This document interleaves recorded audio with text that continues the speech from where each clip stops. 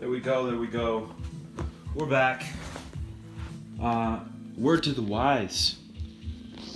I'm gonna need to learn how to cut my phones off, or at least not use my phone as one of my streamers, because when someone calls, it kills us dead. And that's exactly what just happened right there. So we'll have to start this up again. Sadly. Hopefully you're here. I apologize for the stream breaking. Here we are. We're up and going. Thank goodness. Thank you guys for jumping back on. What up, Chauncey? I was just saying that somebody called my phone and it killed the stream. So I got to figure out a way how to bypass my phone ringing on my devices and screwing up the stream. And most people should know not to call me after 9 anyway. But it looked like it was a spam caller, which you can't really stop that. So we were talking about this great book. What up, Shane? How are you, sir? I'm glad you joined, man. I hope you are doing well over there in the northwest, and I'm in the southeast now. We were talking about Superman Year One, Frank Miller, Danny Mickey, John Romita Jr., but Danny Mickey, one of my oldest compatriots in this business of comics. I remember his first day at Extreme Studios. He came in and he looked like somebody that stepped out of an 80s metal band. It was awesome. And he was even doing customized bass drum head logos and things like that before that. And if I remember correctly, Danny, if you see this and tell me if I'm wrong, but I think you also worked at Jeffrey's Comics in Gardena, which is pretty awesome. The other thing that I picked up that's going on, yo, Boogie the Man, what up? And Andre, Matt, how are you guys? Yeah, somebody tried to call my phone, and it was a number I didn't even know, and they killed the stream. So what I need to do is to get away not to have my phone ringing on these devices and killing the stream. I didn't even know this existed. I mean, I think I probably saw it peripherally in a post. But this is Neil Adams and Roy Thomas's X-Men, and you can see by the size of my hand. I don't have that tiny hands. You can see the size of it compared to another comic. It's pretty awesome. The thing I'm really, really impressed with regarding this thing is a lot of the outside of the size and the quality is there's some unreleased material in the back, some facsimiles. Let's see, you can't even really see it, but facsimiles of the originals, Neil's color guides. It's pretty exciting. So I had to pick that up, and maybe it's a running theme. I think maybe we can call it a running theme, because I picked up this. This is a very iconic cover. Batman, such a good one. I think I've seen this one parodied by several people. Homaged or homaged, however you say it, swiped by, whatever. A lot of people love this cover, but the insides of this are Neil Adams, and they're colored with the OG colors, which makes me very happy. Not that the new ones aren't great, they're just not legendary great like the ones inside of this. And here we have Batman with Robin, the Teen Wonder, number 232. Another really great Neil Adams job. If I remember the splash page correctly, it's Robin getting shot. Boom! Looks like he gets shot in the gut. It wasn't a splash, but it's let's see if you can see that. Get it in the light. See that? I should probably do something like this. I have this third camera here, and I'm just using it as my sound and switcher. But look at this, man. How great is that? And when this was originally published, this was published before I was born. This is 1971 right here. Some really great stuff though. But like I said, what makes me happy is it's got the nice paper, but it resonates much like the newsprint when it came out. And if you've seen some of the collected versions of this where it's recolored, it's just not as good. like I said, I'm not gonna knock them because this was Neil's preferences, and he's an artist, so you got to respect that. I personally wasn't thrilled by them, but again, they weren't bad. The other one I picked up, I hadn't seen this before. I really like Sean Murphy's stuff, Sean Gordon Murphy, and apparently he's got a series going on. Sorry for catching this train too late, because I mean this is like the third issue now, and he's like one of those guys that I think is incredible. It's called Batman Curse of the White Knight. So I picked up issues 1, 2, and 3 today. I can't wait to dip in. They've just got these are very iconographic covers. They give me all kinds of feels. You know, you feel a certain way when you look at them, and honestly, that's how you get my dollar. Is if I see your stuff or I read a blurb. Let's talk about writers too. If I read a scene, like a 1-page, 2-page preview scene, and you got me, it doesn't matter how it's drawn. And the flip side is if there's something that looks like this, I mean, I guess Sean Gordon Murphy's writing it too. It doesn't have any other writer's name, so it all falls on you, Mr. Murphy. My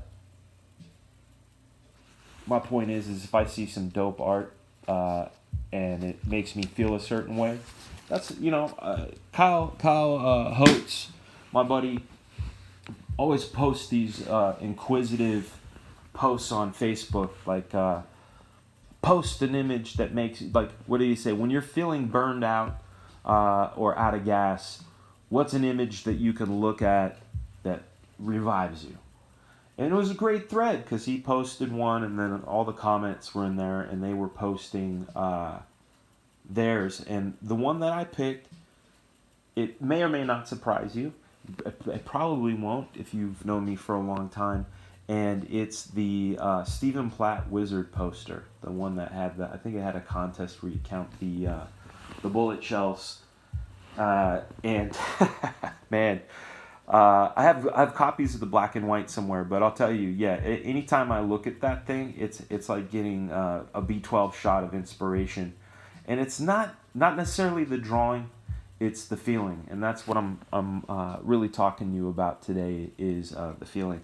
So then the next thing I got, Sight Unseen, and again I haven't even looked through those yet, and it's going to be an exciting thing. Maybe we'll look through them together, maybe not, depending on the time.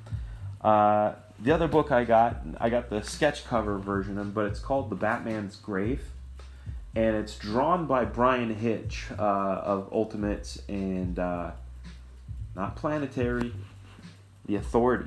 There we go. My apologies, my brain hit a little snag there. But Brian Hitch, excellent. But I'll tell you the reason I bought this. Warren Ellis, you're awesome. Sinclair, you're a great colorist. Kevin Nolan inked this, and Kevin Nolan is one of those guys that no matter what he does, no matter what he touches, whether he's inking somebody, finishing somebody, penciling it himself, inking himself, I am right there to buy it because there's an aesthetic to his stuff that is just instantly recognizable as his. And then lastly, but definitely not least, we have the record-breaking, says so on the cover, record-breaking Spawn 301 by Todd McFarlane and Company. I have not opened this book, so we will be going through this.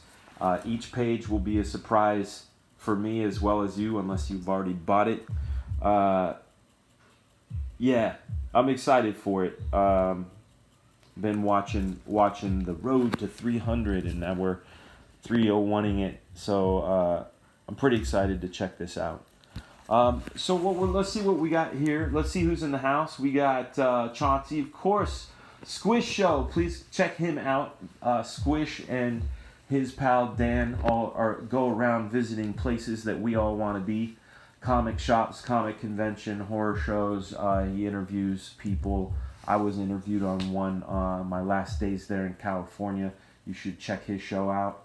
My buddy Shane from the High Northwest is here. D, what's up, my man? Andre, Matt, Boogie the Man, incredible rapper. You should check him out. MC rapper Mike Milton, Mr. Milton, we've met him. John Woodward, how are you, sir? Make Havoc, If I'm not mistaken, that's Mr. Steve Sanchez. If I was to guess, I might be wrong. Michael Green, what's up, man? You guys, yesterday was Mike Green's birthday. Yeah, I know you were celebrating your birthday, bro, and I realized that. But people wanted to know what made me think of coming back to Black Flag, and I wanted to make sure that they knew it was you. You're the one that shook my tree and said, hey, dude, people want it, and there's a way to do it. And I gave you a bit of talk back, and you convinced me. So happy birthday to you, and thank you. Let's see, we've got Matt Yackey. I'm going to have to check that out. Oh, yeah, you're talking about the books. That's right, it's Boogie 71. So you're older than me. What's up, Drawn Sword? My man, Pencil Bump, Malachi, Tony Joseph. What up, man? Akuma, welcome back. Marcus, hello, sir. Sorry about that stream dropping. Somebody tried to call my phone, and it dropped out. I got to figure out a workaround. Nathan, man, what's up, man? It's good to see you. Oh, man, back in the day. See, you say you wish you had all that stuff. That's one of the things. I am not a hoarder.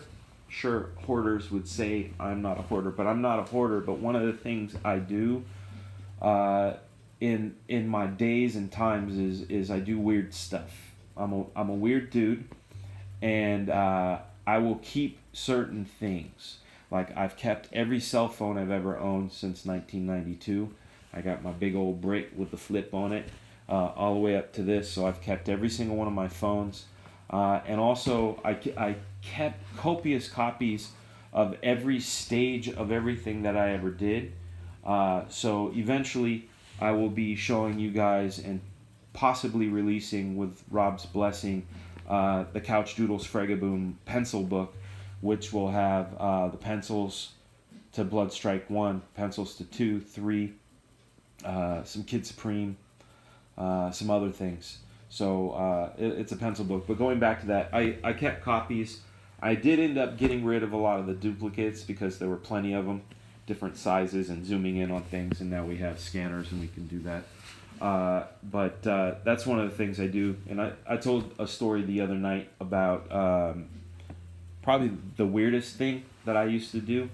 When I would go to a comic convention and meet somebody like Todd McFarlane. I actually met McFarlane a few months before I met Rob. I met McFarlane in August of '89, and I was working on my own little comic book, high school comic called Crime Stalker, and I showed it to him, and I said, I don't have anything for you to sign, but can you sign, like, inscribe this drawing that I did, like, give me some words of wisdom or something. And I handed him my pencil. And he wrote, best of luck, Todd McFarlane. So I still have that. I still have that pencil, but the story behind that pencil is whenever I would meet an artist for the first time and get them to sign an autograph, or if they were going to do any draw-overs on my samples, like my copies of my samples, to show me how to fix things. And I don't say fixes and they were wrong, but I don't even know why I did air quotes, but I did them. I'll ask them to use my pencil. So I felt like some of their mojo was that way. Or the time of, that's right, Squish Show has a bunch of those duplicates. You were there. He was there when I was getting rid of that stuff. Yeah, totally forgot where I was going. But I did do a lot of weird stuff. That's the other weird one. So in 1995, I believe it was 95, San Diego Comic-Con, I met Jim Steranko for the first time. And we were in the lobby of the Marriott, and we ended up talking for about 4 hours. The guy has stories. He's a funny dude. But one of the things that kind of blew my mind was he is an incredible magician. He can do coin magic in a very smooth way, where that could have been his profession for the rest of his days if he wanted it to be. He was that good.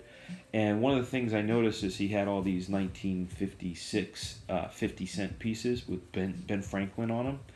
So of course, what did I do? As soon as I went home, I went to a coin shop and had procured is many of those 1956, I called them Sterenkos. I didn't even call it that, like a doubloon or a loonie or a pound. I called these Sterenkos because those were the Sterenkos. And then one last weird story, and I tell this story a lot, but I feel like telling some stories before we get into drawing the prompt word of swing, is I was very, very lucky and fortunate to have met Jack Kirby back in 1989, 89 or 90. It was San Diego Comic-Con. He's just standing around. I saw him. He was standing there. Nobody was really bothering him. His wife, Roz, was there. And I walked up to him and I said, Mr. Kirby, and I said, thank you for everything you've done. I would really like to have more conversations with you. May I have your home phone number, sir? And he said, you got a piece of paper? And I was like, yes, I do. And he wrote it down. The other thing I used to do, and this is how I got Rob Liefeld's number, is back in November of '89 when I was doing the comic review for you show, which was a lot like what we're doing right now. I even had drawing at the end. And I missed that format. That format was a lot of fun. So we did a lot of pre-recorded stuff. Like I interviewed Sam Hamm for the Batman movie. You can find that online, in fact. If you guys ever want to see this show, it was kind of atrocious. But there were some key moments, like interviewing Sam Hamm and Dennis Cowan at the 1989 WonderCon. But one of the things I did in November of '89 was we did a special on portfolio reviews. And I'd already been kind of ripped to shreds by Eric Larson a few years before, so I always wanted to like bother him and show him that he was wrong. So I would visit him. And sitting next to him was Rob Liefeld. Rob was 22. He had just put out the What If Wolverine was an Agent of S.H.I.E.L.D., I believe it's number 7. He had just started on New Mutants, 86, because he had some sketches and things there. And my buddy Mike Gomez, who he always plays a character in my comics. He bought a sketch, and it might be the design for, I don't know. He's never going to get rid of it. And I know Rob wants it, but you ain't going to get it because Mike loves it. But it's the design for Strife, okay? The actual design for Strife, which happened to be on Rob's personal stationery, and which included his address, his phone number, his fax number. So, of course I had to call him and fax him and bother him. So I would do that. I would also try to find out through investigation techniques. I guess you'd call them stalker techniques now, but now that I'm a pro, it seems like I'm real ambitious, which I was. But at the time, I would read something like Comic Scene or the Comics Journal, and they would say something like, we're here visiting with Mike Zeck in his, I forget the town, Connecticut home, blah, blah, blah. And they would talk, it'd be an interview with Mike Zeck, and I said, he lives in blah, blah, blah, Connecticut. Beep, boop, beep, boop. Do you have, information for so-and-so, such and such town, Mike Zeck in his town? And I would call him. And I used to cold call Art Adams, got Eric Larson's number, talked to Sam Hamm a lot, Steve Lealola, he's an inker, Rob, obviously a bunch. I used to have this list, and one of the guys I used to call on a regular basis. See, I'm bringing, this is how the word swing gets into today's show. I'm swinging this around. Jack Kirby, he's one of the guys I would call probably once a month, and we would chat, and it would ultimately be more of a grandfather talking to a grandson. And I'm not putting myself in those shoes. I'm just saying the conversations. I never fanboyed out on him, and I never really asked him specifics as far as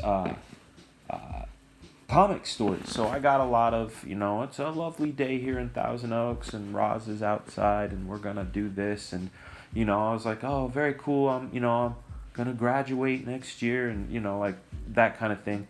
And anyway, fast forward, I get my job at Extreme.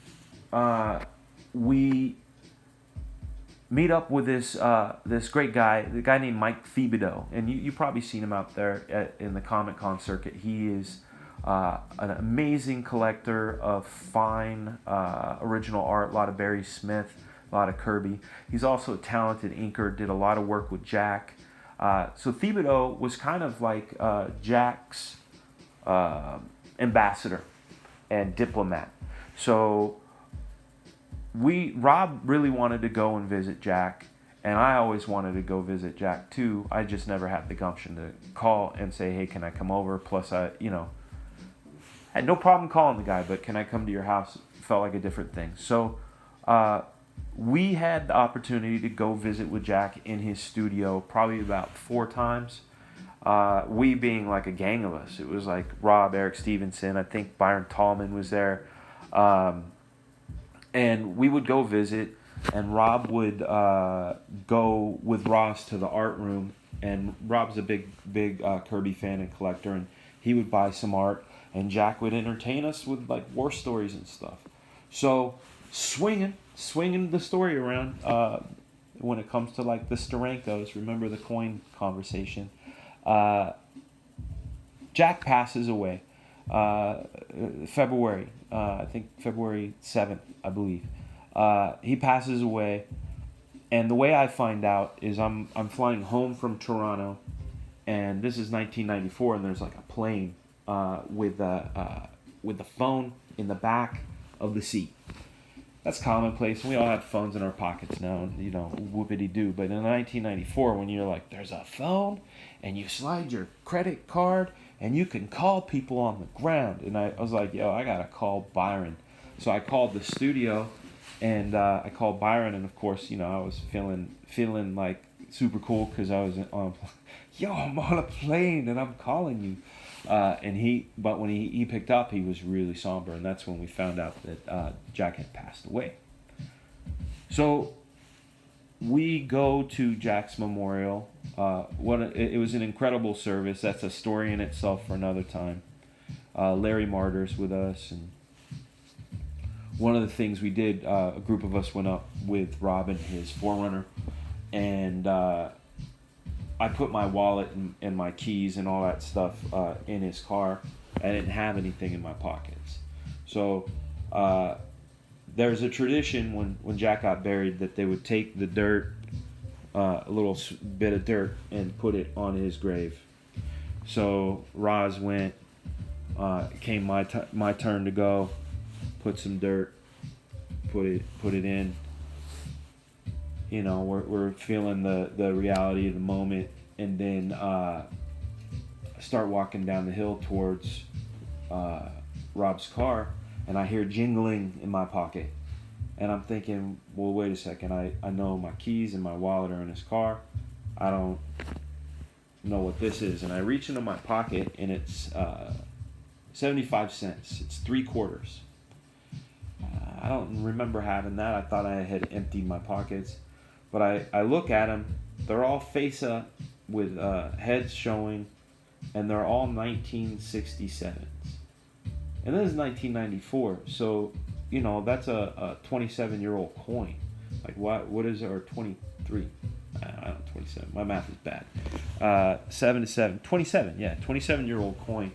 And Larry Martyr's walking with me. And I said, dude, this is so weird. And he looks and he goes, I said these look at the dates, they're all the same.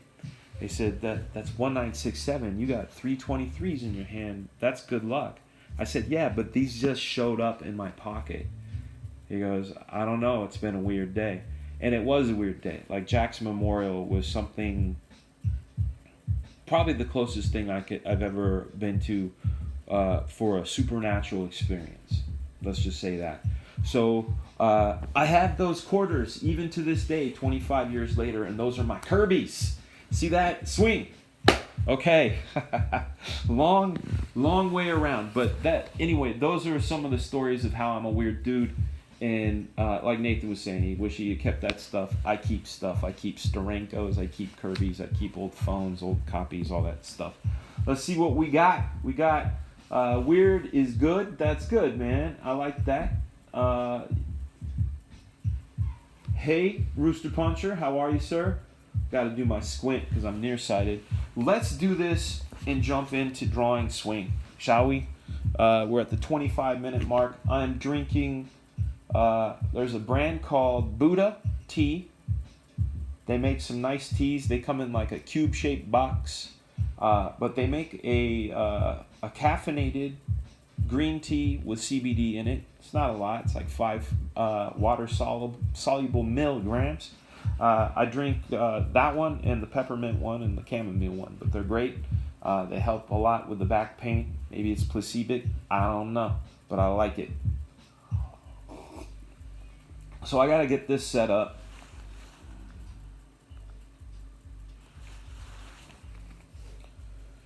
I gotta hit. Oh, wait. I gotta put Wi-Fi on first. There we go. I hit that and say start broadcast. I have to add this as a camera. There it is. It sees it. Thank you for your patience. We will open up. Where you at? There it is.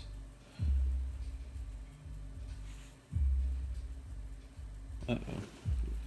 That's crazy. When it starts a certain way, it wants to be a certain way. There we go. There we go, guys. Thank you for the patience. Oh, it's upside down again. Look at that. It's playing tricks. There we go. Okay, let's create a brand new one. All right, today's word of the day is swing. We've been talking about swing. I'm going to put my little bug in the corner there. And we are going to create we have a layer here. We're going to grab my my brush called Big Chunk. That's his name, Big Chunk. And I got to think of something for the word swing. I didn't really think about it. So I was thinking, I saw Mark Chiarello's today. It was a great one. It was, let's do the A-B. Let's just do that so we can, let's call this A and call that B. There we go. See, I can look up and talk to you guys. So Mark Chiarello's today was a really great one. It was a dance. And it was really cool. So swing dance. There is swing, like swing a bat, swing a sword. There's like a Calvin and Hobbes swing set. Obviously, there's the naughty swingers. Let's see. I think I'm gonna do swing a thing. Let's do that. Jump into this. I'm going to solo this real quick. And so I'm going to try to draw bigger shapes. Let's do that. We're going to do a technique right now where we're going to work a bigger shape. I'm going to even shrink that down a little bit. I'm going to put angry here. Arm back here, other one here, and I'm gonna move this over because I need a little more room. All right, this arm here, angry face here, body goes back here. Nah, we gotta move this over again. So sloppy. Okay, swing, boom, swing. Let's throw this leg up. Like so. So I can say, hey, this guy's got a baton. And he's angry, piping mad. But Do you see what I see? What are you guys seeing? Do you guys see this?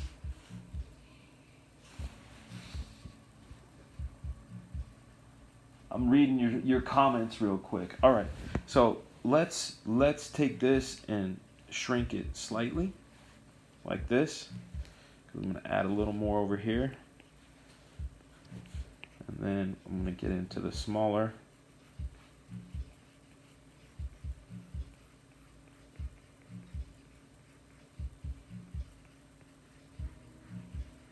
Now you see, hopefully you see what I'm doing here. I'm trying to think of these forms as in space.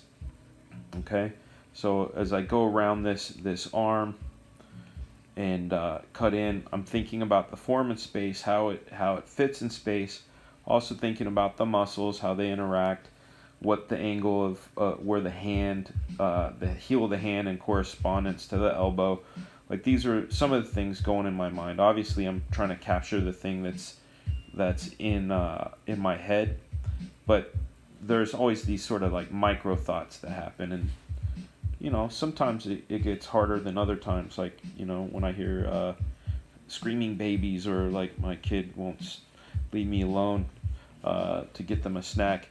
Yaki's actually witnessed some of that in person, which is always a hoot, I'm sure. I don't remember. I mean, I kind of remember what life was like before being a parent, but I'll tell you, I don't remember much. The being a dad kind of takes over, and you end up becoming tolerant of a lot of shit, and I don't know if that's like PTSD.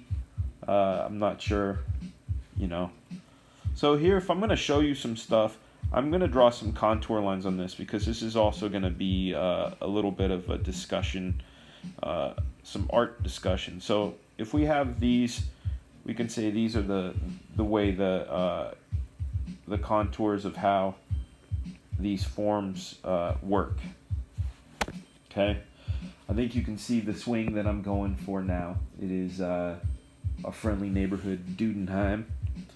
I can go in now if I decided to zoom in, and if I take this and I rotate it, and I start resolving these muscles a little better. Again, thinking about how the forms interact, and trying to not be stiff, and trying to keep the form of that original gesture there. So what I'm doing right now is also sort of a newer technique that I've been exploring with on this new issue of He-Man. It's I don't know what the method is, but it's been interesting for me, because it's helping me see volumes and things in ways that I hadn't before. So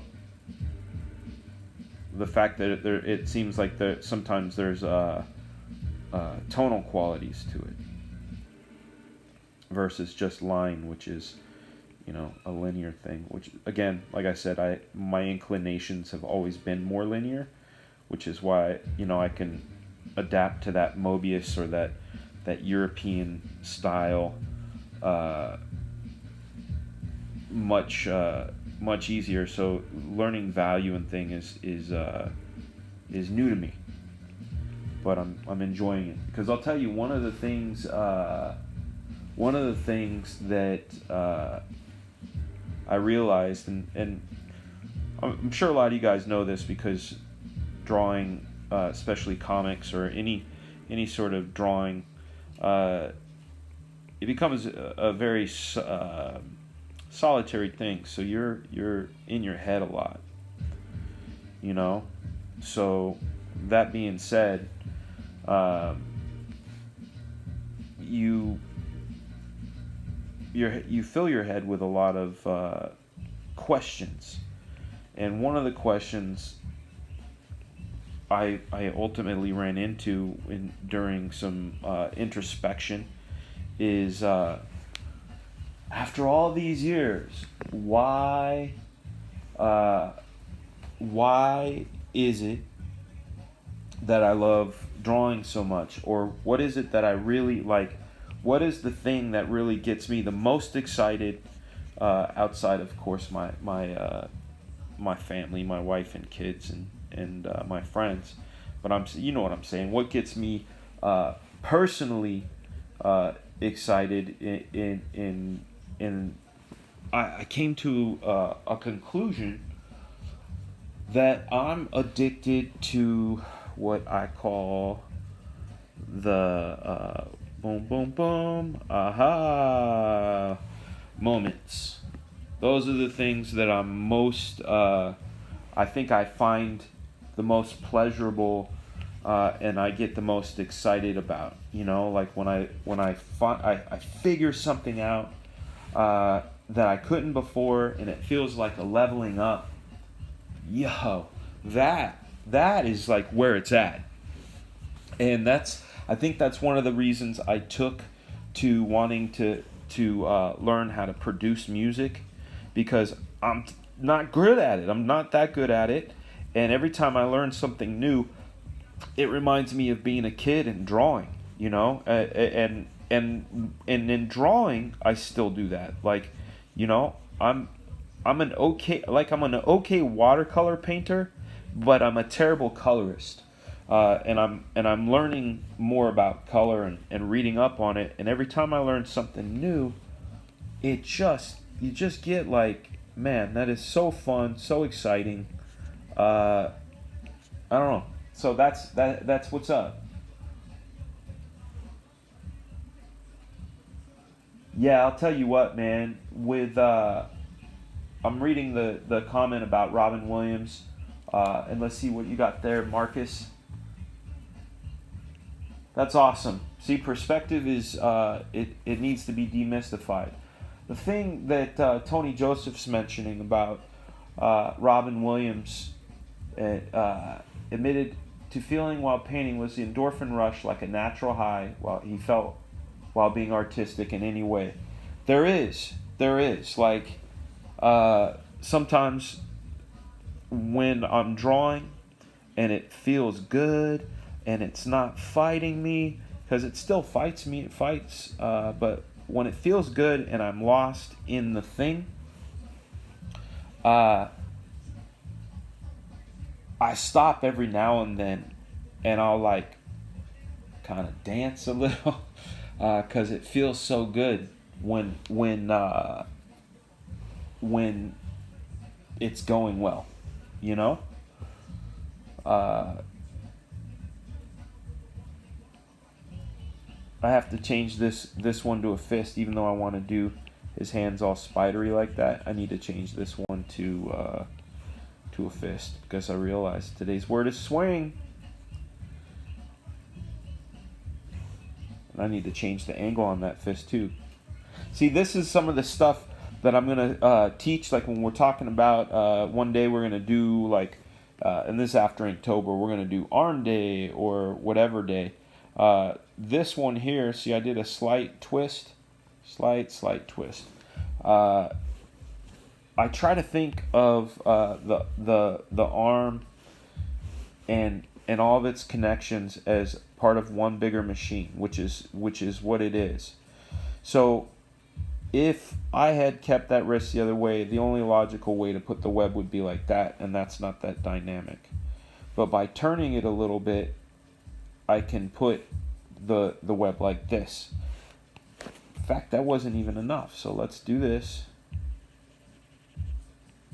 And if I'm turning the fist, that also means that forearm is going to turn a little bit, because the elbow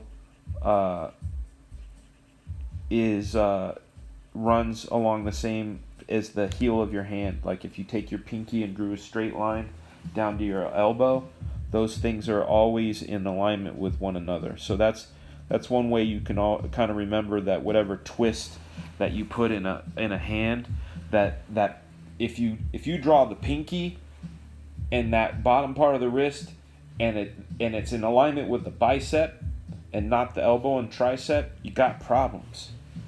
So these are some of the things I'm going to talk about when it comes to like arm day.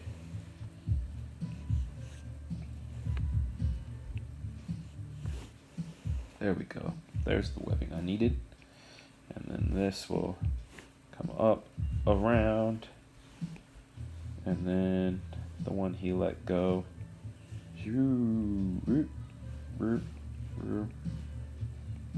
like that. So there we go. There we go. And then we're going to reduce opacity on this layer. See, there's our guy right there. We're going to reduce the opacity on that. And now we can start getting into the pencils. But you know what, man? The other day I was talking about how I get crazy about additive stuff. So like one of the things that I'll end up doing is if I'm gonna draw Spider-Man, I'm gonna shred him up a little bit because that's how I do. That's what I like to do. Those are the things, like I said, a lot of the images that make me feel the nostalgia and the fun of comics. I realized a lot of them just have rips and tears, and I didn't realize it until I was scanning and looking for images that was the case. That I like tears. I didn't realize that. I melted your brain, Rooster Puncher. What do you mean I melted your brain? You tell me what part melted your brain right now.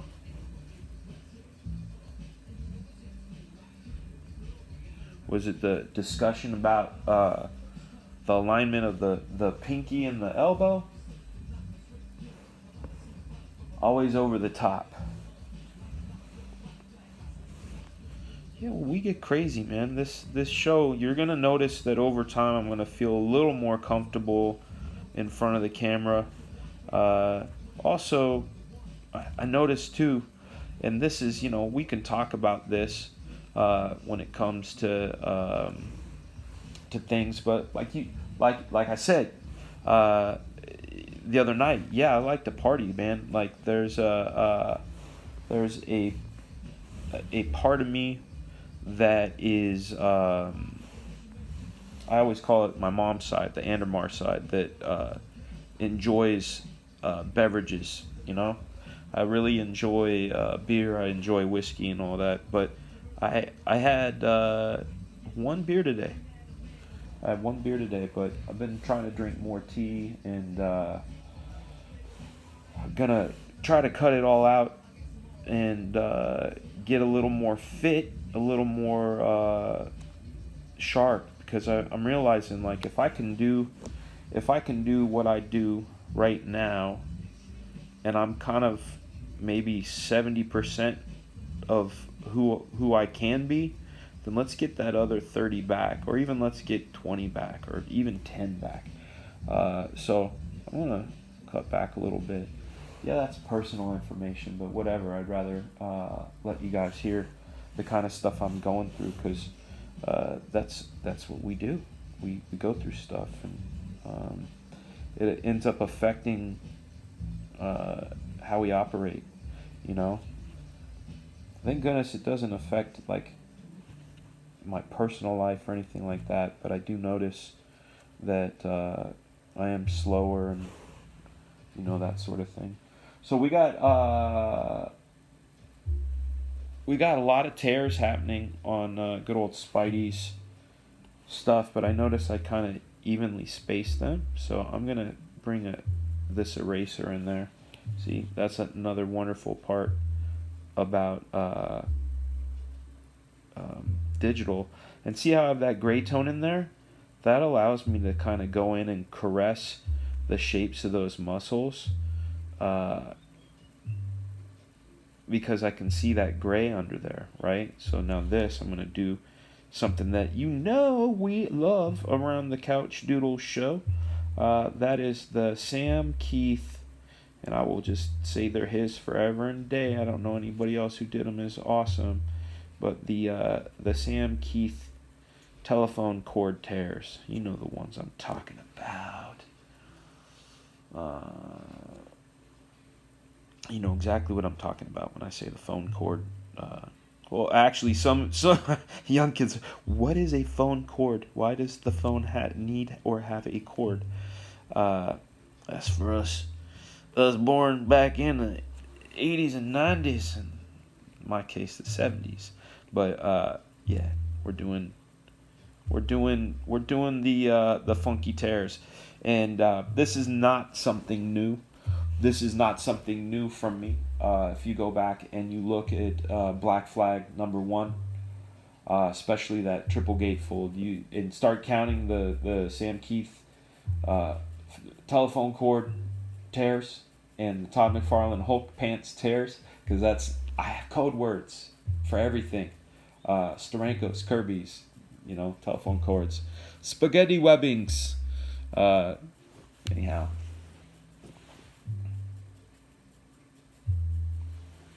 All right, so I'm gonna continue to put some of these tears. I'm gonna put a big round one. Now, here's the benefit of the tears, and I think why I like them. Let me zoom in on this shoulder, and here's where some of the drawing lesson shit's gonna come in. Okay, if you guys will tolerate that. If we were to draw this deltoid as a grid, like this, right? Here's the contours of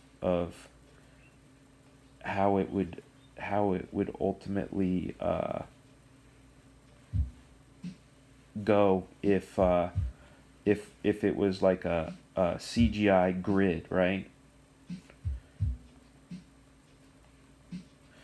That's why guys like Colossus and all that look cool, because we get to see their actual twist and turn, and they seem like they have more volume because they have those contours with them. So the reason I drew this grid for you is to show you why I think I like rips and tears. Again, I ask myself a lot of these questions, like why do I like that so much, or why does that work? Well, what I found is that, let's say I go to put the rip, the rip and tear on this. Well, if I drew the rip like this, it flattens out that grid shape. You see how it sort of mushes it down? But in my head, if I kind of imagine that grid, and I make sure the tear reinforces that, and if I put a cast shadow underneath that tear that kind of goes along with the contours of that imaginary grid that we see, all of a sudden you're going to notice that I'll take the grid away, that looks like it's wrapping around that shape, because there's an indication and a reinforcement of the idea of that grid. So that's I think that's why I like rips and tears, because it's kind of like the button on Gorilla's suit the other day, that it's like it gives information about what's going on with that shape that's under there, without doing too much other than the tear itself. Gonna add a little more wrinklage in here. And then we got to do, of course I picked Spidey, right, to be extra long-winded with. We're at 48 minutes. Okay, boom. Of course I loved when McFarlane drew Spidey's stuff broken. Boom. That, so we got this. Shoop. Shoop.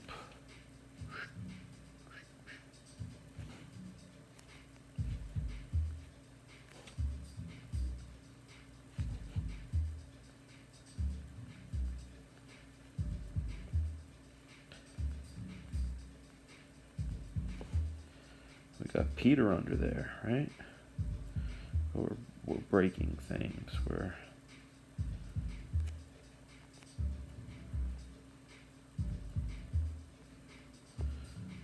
doing a little bit of craziness to old PD here.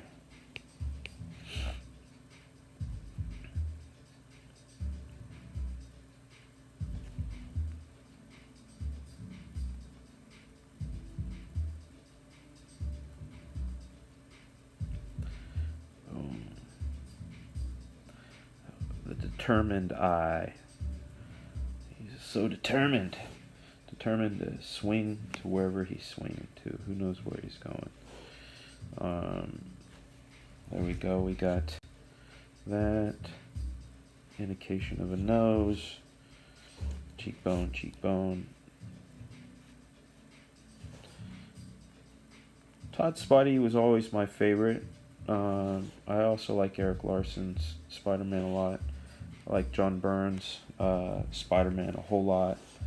I like Bagley's Spidey a lot as well, but Art Adams Spider-Man is great. Yeah. So I'm gonna put some of the shading on here before we get into the idea of patterning the webbing on the suit quite yet.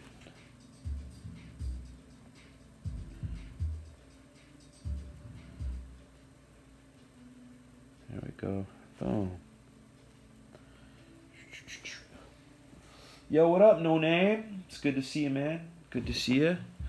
Glad to have you in. We are drawing Swing with our man Spidey here. Okay, boom.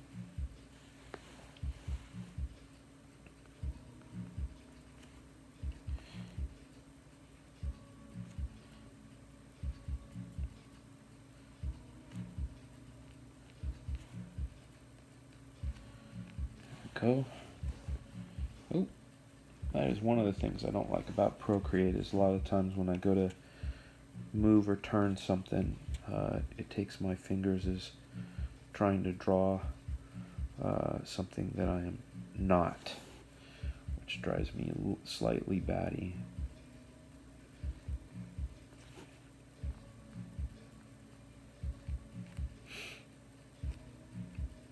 Again, so here's that pinky, right?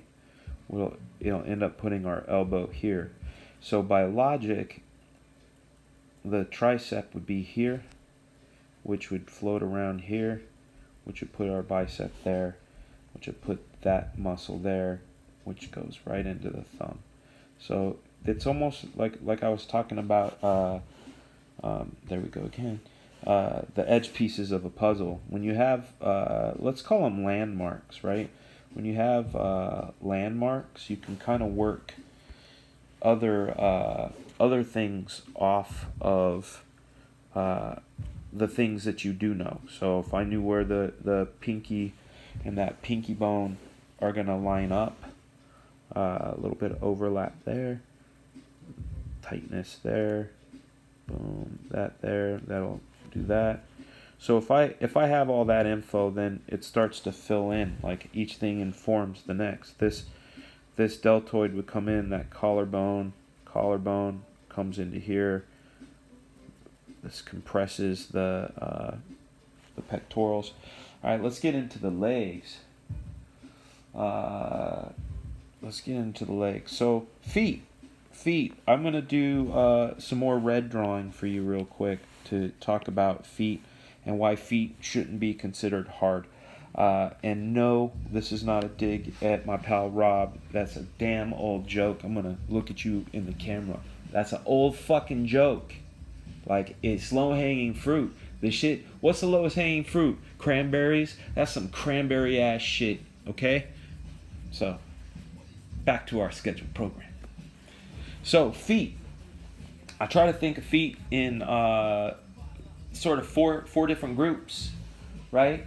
So here's group one, the ankle or the saddle, and if we went, I'm gonna draw a dotted line here to do the other side. Imagine this almost like a toy, right? I want to change colors and draw the other one with another color. I imagine that the I imagine that the heel is this shape, and then let's like that. I imagine it's this shape. I imagine the middle piece is a shape. Let's use a different color. That's kind of bright and may not show up on monitors. Let's do orange. Yeah. Oh yeah. Orange. So this is the other piece, which is like a wedge, right? Let's do the dots like that, and . That's the see-through part. And then let's go to our pal Captain Green here. The last piece is another wedge that goes on this. And if you imagine that this has a hinge and that these two hinge, right? Like this can pivot up or down. And you can throw in the extra anatomy. Like if I take purple right now and throw in the extra anatomy of like, oh, that's the big toe on the ball of the foot, and the inside of the arc is like this. We could go go layer upon layer upon layer. We don't need to do that. What I'm trying to do, yeah, Shane, sorry, I'm drawing the F-bombs because I'm just so sick of people with that joke. Okay, so this is what I see. So if I use those same idea of shapes, let's go back to the shape of a foot, right? So let's use blue here. If I go, I'm drawing a foot like this. I'm still thinking about those four sort of shapes and how they interact. Or if the person is, let's say it's a profile and it's a side view, and remember how I said there's sort of a hinge there, you can keep that like that, and this hinges, and there's a little bit of flex there, so you can do it that way. Or from the top you go, there's that heel piece, there's that other wedge, there's that, so you get the full shape of the foot. So anyhow, that was my foot lesson for you, my friends. So what I got to do, it's here. Take a screenshot of it if you want. But I am going to delete this part because I drew it in the wrong layer. Shika-pow, cut, boom, we out. Yes, some of those yummy Sam Keith tears got removed. That's okay. Let's just do this and call it a day. So let's draw Spidey's foot. Thinking about those shapes for you. How long have I been drawing from imagination? Well, I've been trying to draw from imagination forever. But like this sort of more hardcore approach was after I had seen Jun Gee's work first saw him in 2012, and I really got a fire under my butt for trying to access the things I saw in my head in a more clear and resolute way. And so I would say 2012 is where I really started trying my best to make sure that what I'm drawing is coming out of my head. And like I said, I still use reference. I hit blocks too, like if it's something I haven't drawn before. See this contour here? If you know that there's that bone in there, you can kind of wrap the bone, the calf, and swing this under, and that says so much about the shape of that foot. And once I get the webbing on here, that's going to be yet another thing that is going to help indicate and reinforce form. And now here we are at the other foot, which we're on the underside of this one, and this one we're seeing the top side. So let's take a look at that. So now, since this recedes away, we're going to use the power of overlap, which is right there. that says that this form is in front of this form. It's a depth trick called overlap. So if I draw the underside of this leg and there's a little bit of overlap, that's saying that it's in front of that. This overlaps this a little, so it gives the idea that there's something further this way and underneath that, not just sliding down the edge of it. That's what the overlap will achieve there. Boom. Thank you guys for being here, and like I said before, this is by being able to talk to you guys while I draw, you're helping me improve my abilities to verbalize and imaginate, which strengthens things. You know, if you kind of think of it almost like like an athlete doing drills, you guys are helping me out get better at helping you out, and that, man, that's a beautiful thing. I think that's a pretty fantastic thing that there's a symbiotic synergy that happens by us doing this thing together. All right, so now I'm going to go into the contour phase of the webbing, right? So what we're going to do with the webbing, we're going to start with where the costume lines are. So one of the costume lines is back here on that band, and it goes along that shoulder till there. Let's turn off our grid, that shoulder grid.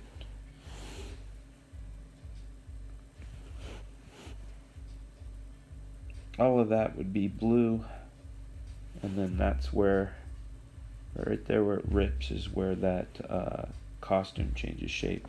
So now we're going to treat this, let's go with his fingers. We know that these fingers go around like this. Boom, boom, boom, boom. And you'll also notice that I'm not just like, if I had drawn the fist like this and just did that, you don't get the same illusion that this one is going this way and this one's turning this way and this one's turning this way. You get this sort of cool ripple and turn on those fingers just by changing those contours and how they're paralleled against one another. Again, I'm giving you guys all this right brain information, but a lot of what's happening is I'm interpreting what I'm seeing in my right brain, and I'm articulating it with my left brain and demonstrating it for you. So it's kind of interesting. It's a fun thing. So then I never wonder. I just now am wondering what happens with his knuckles. Does it just sort of cross over to this? Because then you get this, right? This starts to turn into webbing right about here. And what I mean by that is we're going to do all of the lines. If you look at Spider-Man, like I'll draw like a isometric Spider-Man costume right now. Here's the Spidey web. If you say that this is the anchor point, all of the webbing pretty much goes like that. It's probably, the X is probably a little higher, but that's how it goes, and then all the bends bend towards that. That's a good way to remember Spidey's webs, right? So keeping that in mind, I know that this would come up here. These are all the ones that if he was standing would read going north to south or up and down, right? So boom, that's there.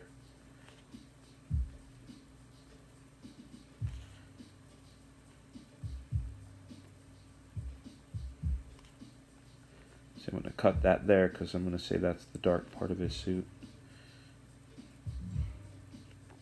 He's got a little on his chest too.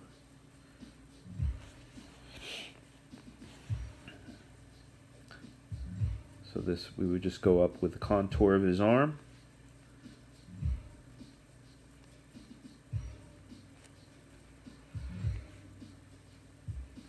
Like that.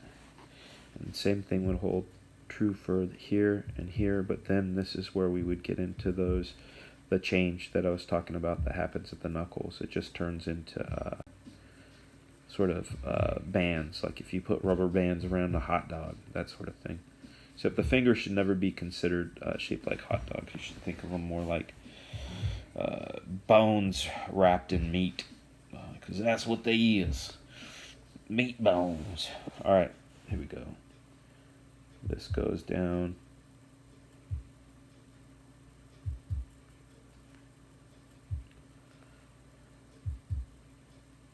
Tear that up. Boom, boom, boom, boom, boom. Under. So this would be there. Come down, because it's coming off of that tear. Up and around, and then these would radiate slightly out because it's foreshortened. There's a little bit of fold in the costume there. And now we're going to do that same thing with the boots. I don't imagine the bottom of his boots having webbing, but I don't know how that would work. But it essentially does the same thing. So like this, you know, if we were to draw a line down the center of his calf, it would pretty much do this.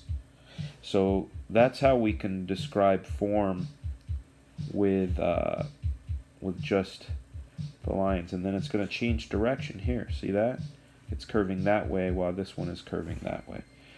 Goes over the ankle along the side. So that's almost like the center of that part.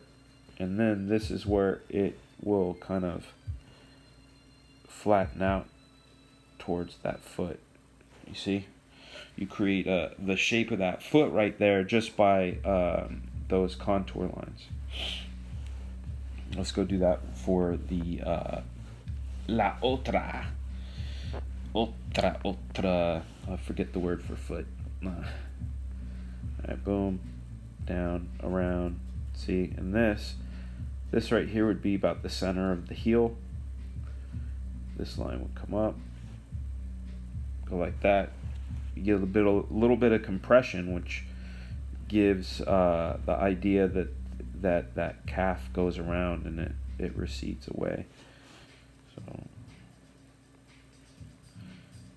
this is going to get crowded.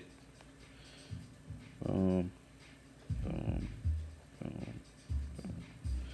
There we go. So we get the idea that in here there's so many lines converging that must really recede away really fast that way. Almost like if you drew railroad tracks and they went over a hill. Let's call these lines here tracks. Boom, as they go over this hill, the hill goes like this. This is the side view. But now we're like looking at it going over. As it goes like that, it's going to do that. And that gives the illusion that that's wrapping around that way. So that's a little trick with Spidey as well, and his Spidey and his webs. All right, the next thing that I think about is the other contour line, you know, and essentially let's go back into our red layer here and play in red. Essentially, it's going to be our grid version of this, right? But they have to go around like that, shaped like that. If it was a straight line, it's shaped like that. It bounces. So that's in my mind's eye. That's kind of what I'm seeing. And when I execute those things, remember I bend that webbing as if it was facing towards. Like if it crawled along his body, it would be going towards the middle of his throat.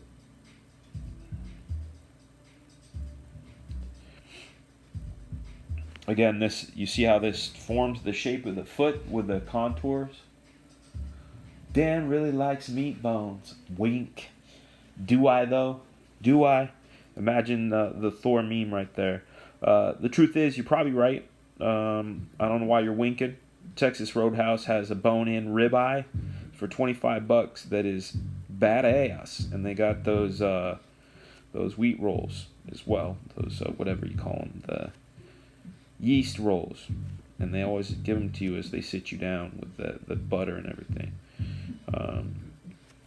Wink.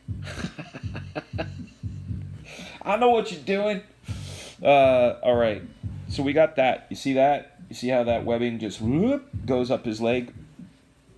We do the same thing with his head, but the thing with his head is that he's got that little circle thing right there. Some people place that thing in different places. Some people put it here. I do believe this is a place for it right here, or right there. So we call that the center. If I remember correctly, there are 5 lines that go 1, 2, 3, 4, 5, and then 3 that go here. 1, 2, 3, and then you fill in the blanks where those other ones would go behind the eyes. And then we want to imagine, remember, all those little dips go towards the center. So if they're above that circle, the center, they're going to still curve towards it. If they're below it, they're going to curve towards it that way. All right? Hopefully this makes sense.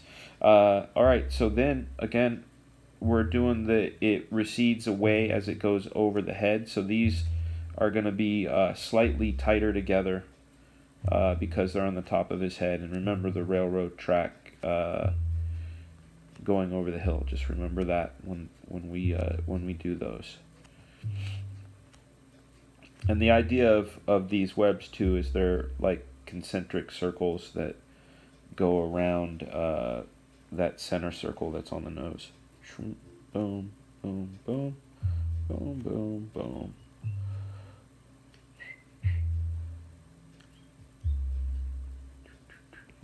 There we go. So there we have Spidey's webbing on his face. Let's put a little bit of contour there. Broken, shattered glass. Alright, so now we're doing the same thing with his chest. Let's put his spider there as it would go along. And then, bam. Again, in my mind, I'm imagining the contours of how this webbing would go on his costume as it wraps around that form. Again, now we have a shift. Remember, they have to bend towards the neck. If you start drawing those webs going that way, it's going to immediately look wacky. And I'm not sure if wacky is what we want. Again, the over the hill bit, these are going to be tighter together as they recede away from our camera. Let's do this. Boom, boom, boom. Thinking about that grid we had, how these would go. There are some guys, though, that aren't as meticulous with his webbing, and I like their renditions, too. I can't lie, man. There's some really cool versions where the Spider-Man webbing is kind of haphazard, where they do this sort of like beam, beam, beam, beam, beam, beam, beam, beam, beam, that sort of thing. And he kind of looks like he's wearing like a broken glass suit. I kind of dig it.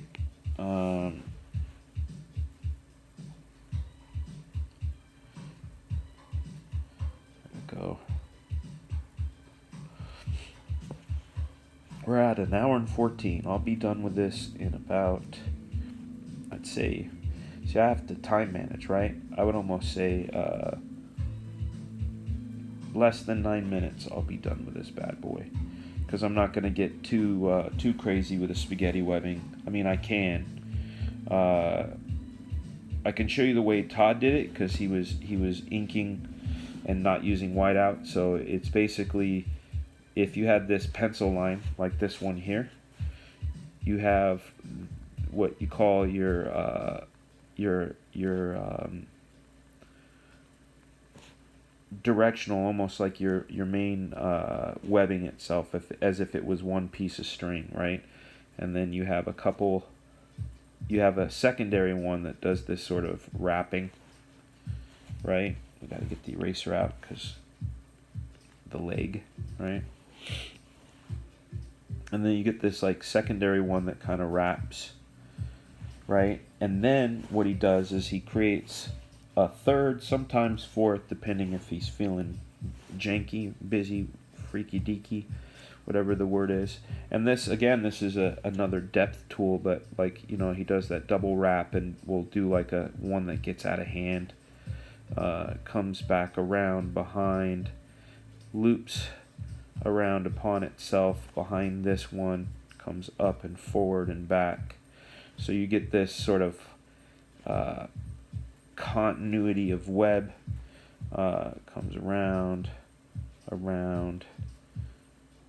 like that. So this is sort of the concept behind spaghetti webbing. And then when he gets real crazy, like you can tell if he had like a good day or not. These are stupid fucking things, and there's my F-bomb again. But when I get passionate about something, you're gonna hear me swear.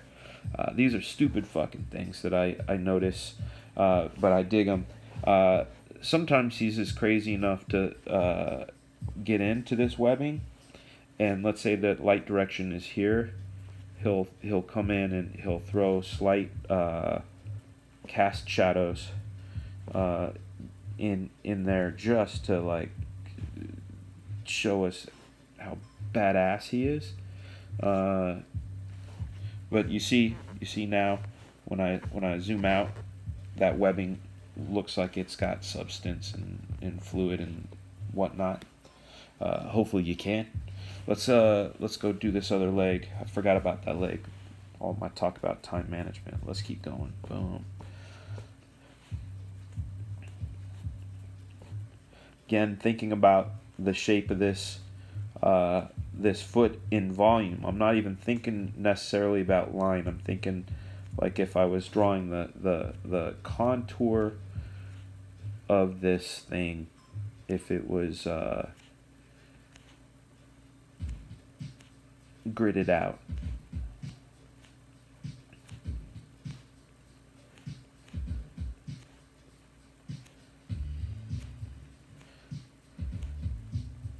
There we go. Throw a little fun in there. Like that. And then some more shadows under here. See that? Doing the drop shadow. And then we're going to come in and do the dark parts of the costume on here. So that would be like that. Oh, and I didn't do that back arm either, man. See, look at that. All right, so more black. Thinking about the direction of the contour of that arm. Boom. All right, these again got to curve upward, so that's how you always keep track of that direction. This arm is extended, and we could say up is this way, but if you consider that we consider true north on Spider-Man's costume, true north is in his throat. What up, Scanlon? What up, my man? Cloud City alumni right there. Got guys like Matt Yackey and Plagle, Scanlon, and if we had Braxton and Truman and Ray, get those guys. That would be almost like a full-on Cloud City Chesson. All right, little shadow under the chin to pop that head forward, right? A little more shadow in that furrow of his brow. Boom, we got that. We're gonna consider the form here. I'm gonna use zigzag rendering, but I'm gonna say this is that part of the leg. Let's say there's secondary lighting underneath it, so we can just fill that in. Boom, like that. The knee. I'm gonna use a bigger pen because I said I'd be done in like 8 minutes, so I got to use a bolder approach.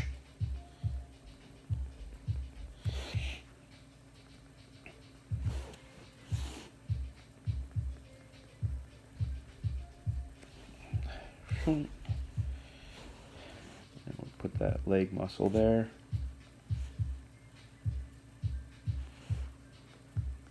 Going along with the contours of his leg. So maybe that arm casts a bit of a shadow down in there.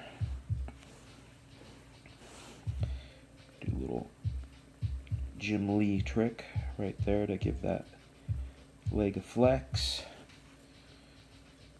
Rim like that so the colorist can put like a nice color on the underside, so we can almost put warm cool lighting. There we go. Filling that in. Filling like a villain. Boom. Let's put a little more rendering in here to put some edge on that bad boy.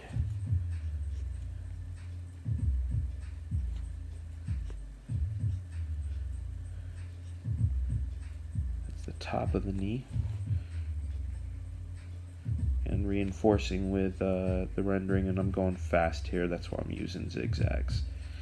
It's not as pretty as some other ways of rendering, but if we have to deal with speed, sometimes that's the way we do it. And some people like the way it looks. Sometimes it can be dope. So no rim lighting on this side, and I'll tell you why. Because if the leg is turned away, there's no opportunity for the light to hit it there. It's going to hit the other side of the camera.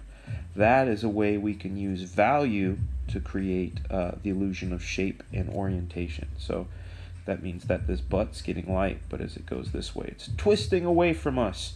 These are little tiny things that seem inconsequential to most, but are highly effective in giving the illusion of depth. So here we got Spidey swinging. Let's do the fast version of the web, since we're trying to go faster, okay? Boom. Like this.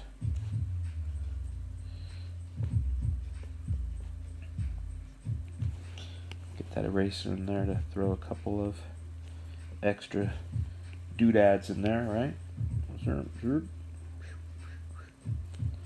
This loops up and around and around and around and wiggles, comes around this. And it's okay to have these actually be black or a little more squiggly, because as they recede they would be less defined than the ones closer to the camera. Again, a bunch of other things to consider. Let's put this, and this creates depth too when we have the overlap of Spidey's leg over this other webbing. And if it loops over itself, that gives the illusion that it's going away. We do this, boom, it just left his hand, right? Boom, like that. More curly cues. All right, boom, like this. Twisty, curl, curl, curl. Now we can come in and pop certain elements of this guy.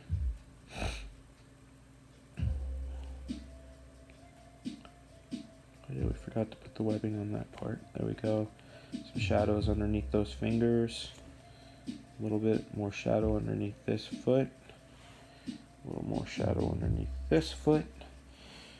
And for all intents and purposes, here is our Spidey. If we wanted to get bananas, we could go and take our friend Chunk here, go full mode, and say, you know,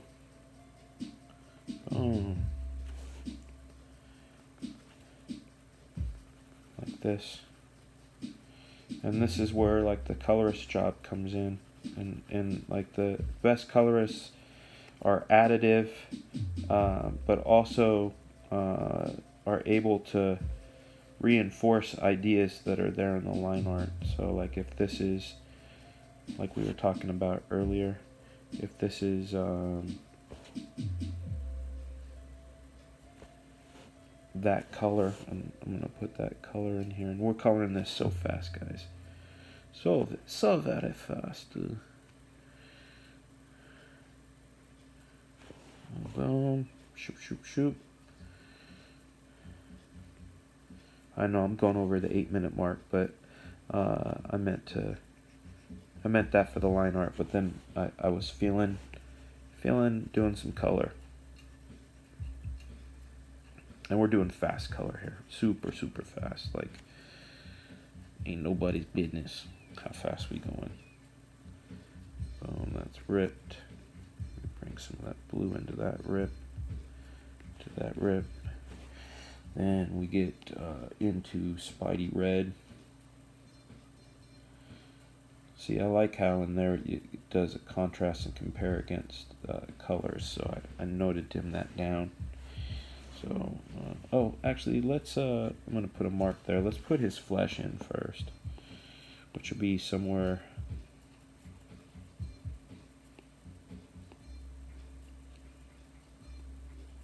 in there. Let's call it that.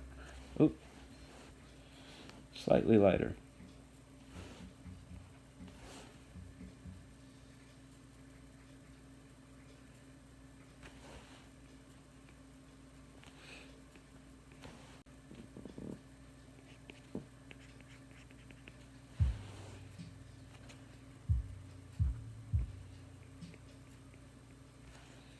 There we go.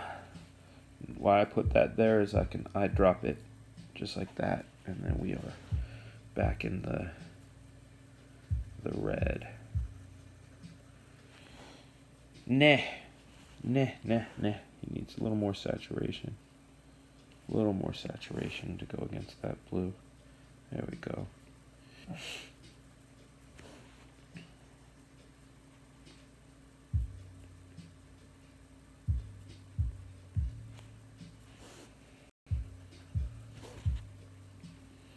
Now you're just watching me color. This has got to be dull as shit. Let me go.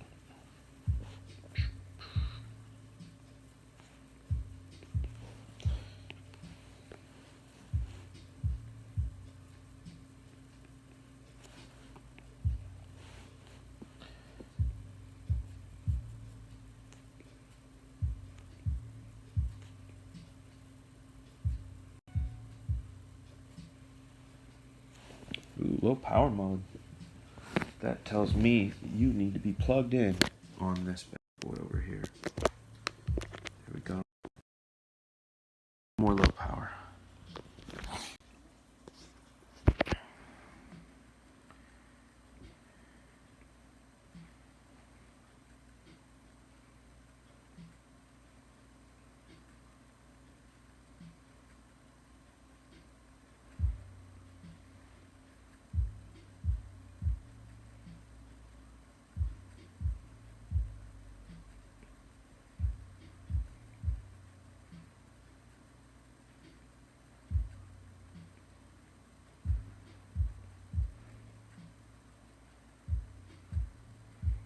I would think, what I would hope one day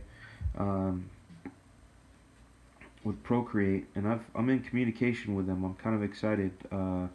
Rooster Puncher, if you're still here, Procreate wrote me back, and I get to be a beta tester. So I'm waiting on them sending a link with my Apple ID so I can download it and start getting going. But what would be really cool is if there was a way for them to instill key commands, and if they could do that, then I could get like a Bluetooth keyboard to put on my my iPad, and then be able to do brush size changing and tool changing as fast as I do in Photoshop, because Photoshop I'm fast, and this one I'm not so fast. I'm always having to stop and press the buttons, you know.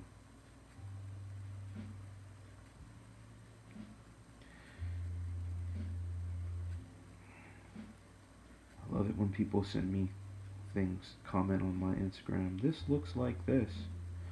Thank you, I guess. I'm not trying to make anything look like anything other than the thing that I see in my dome.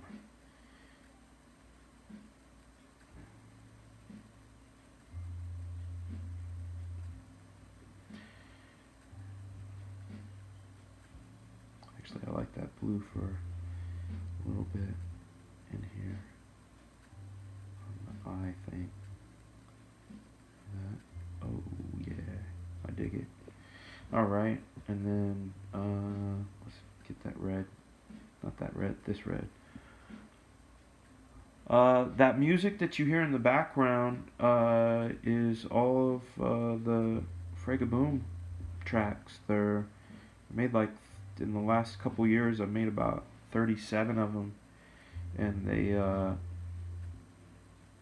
they go well with the show because I own them, and I don't have to worry about the internet police saying you can't play that, man. You can't play that. That's not yours. You're a thief. I'm gonna suspend your Twitter account because that actually happened back in June. My Twitter account was suspended. It's still suspended.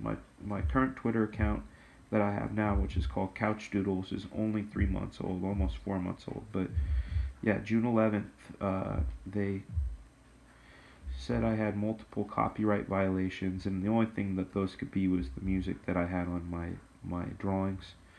So after that, I said, you know, I'm only going to use my stuff. So that's what I'm doing. Let me use that light blue real quick to spice that up. And we're gonna take this. Oops. Gonna get a hotter version of it like that. Add a little Bowie to it. Reduce the opacity on it, and then I can throw even less opacity. Throw a little bit of little bits of shine or whatever.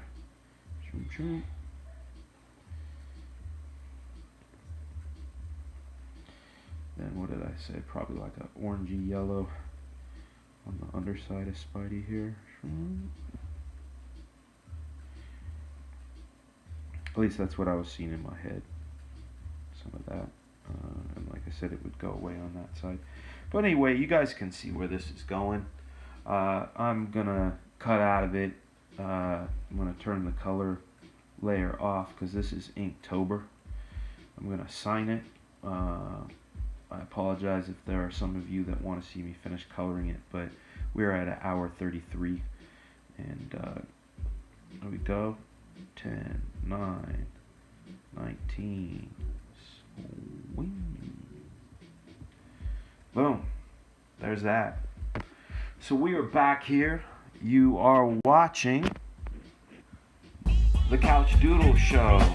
Oh yeah.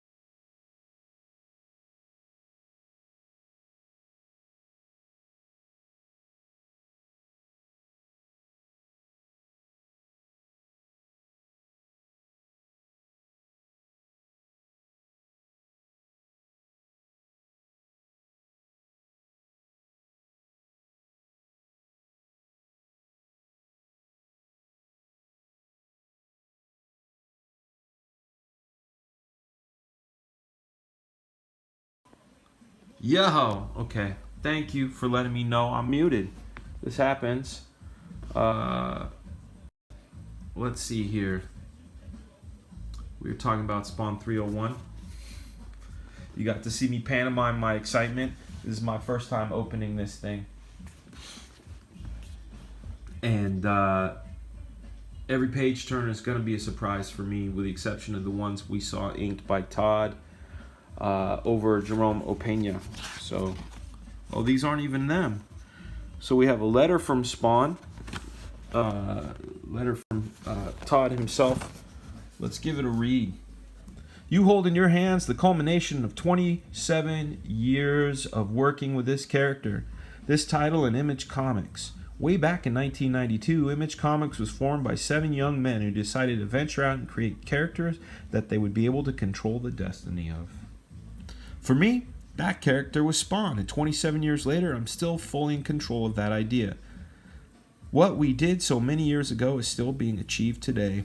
I'm happy to say that in those 27 years, there have been many, many, many great creative people who have helped bring this monumental moment in historic Spawn issue to the forefront. Spawn 301 officially receives the title of longest running creator-owned comic book, and for that, I will be forever indebted to the people who matter most. You, the reader, and my fans. Without your support, none of this would have been possible. As much as we creators like to think we have skill and talent, but without the support of folks like you, we wouldn't have careers. So I would like to end this by thanking all of you for joining me at some point along the way on this 27-year journey, and I hope you continue to do so as we move forward with lots of surprises and new stories and yet to be told in the Spawn mythos. Todd. Yeah, I should have read the whole thing in Todd voice. Okay, this is dedicated to Spawn fans everywhere. We have the Spawn logo, and we got this here. It's probably going to give our creative teams. From the looks of this, I really can't tell who it is. Maybe it's straight up Todd. This looks almost like straight up Todd, but there's some things in it that betray my eyes. This is, again, you're getting my first blush impression of this book because I have yet to open it. Ooh, explosion. Big one too, man. The earth. Nice. Not gonna ruin the story. We're just looking at the art. Oh, we're at 0.